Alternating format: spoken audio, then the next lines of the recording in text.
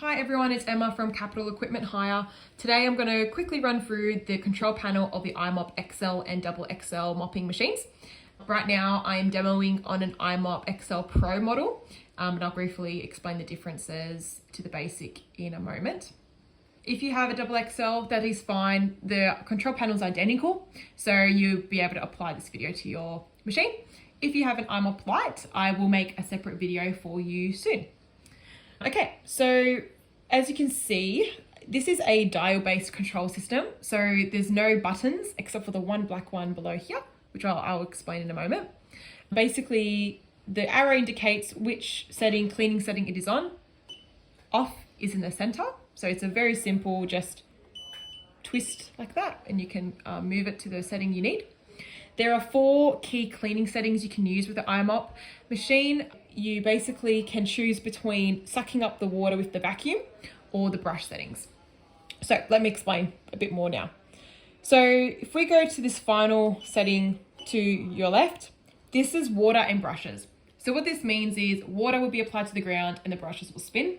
No water will be picked up. So when you're cleaning, the water will stay there.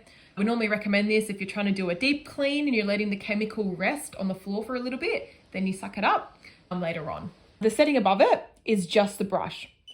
So I wouldn't recommend putting on this setting if there's no water already on the floor existing, because you may pick up the grout if you're cleaning tiles, for example. So normally I would suggest if there's already water on the floor and you want to give it a bit of a double clean or a double scrub, then you would put on this setting. Moving to the right side, you can see here, this is the vacuum settings. So the final one here is brushes, water, and vacuum. So the brushes will spin, water will be applied, and it will suck up the water at the same time with the vacuum.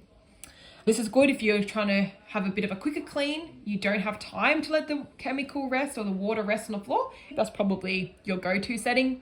You might also have like a bit of a random spillage on the floor and you just need to quickly clean it up. That's probably also your best option. Keep in mind, it doesn't pick up all the water. Like the floors will still be a bit wet, so just be careful. We normally recommend putting warm water into your solution tank so the floors dry quicker if that is what you need. And the final setting is brushes and vacuum. So this could be where there is, again, already water applied to the floor and you just need to pick it up. We would recommend this. So you're not adding more water, you're just picking up what's already there with the brushes and the vacuum setting on.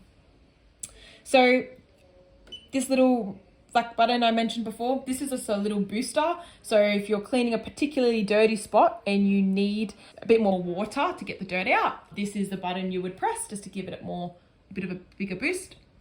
And then finally, because this is an i-mop XL Pro model, there is an hour meter. So it monitors how many hours you've spent on the machine. Great for contract cleaners who are trying to monitor it for servicing and repair reasons. The second option is that there's this little light. It's not lit up right now. Let me see if I can. See how it goes, just flashed orange briefly?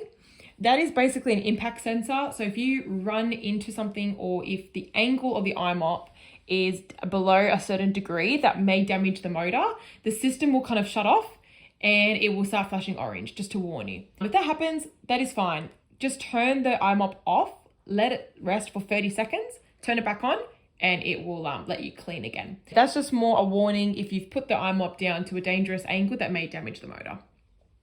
On either side, you can also see these 2 battery monitors. So this indicates how much charge is in the battery. Right now you can see it's kind of 3/4 full. I hope this video was very helpful. If you have any more questions, please reply to the comments below or contact our office directly. We'll be more than happy to help you. Thank you.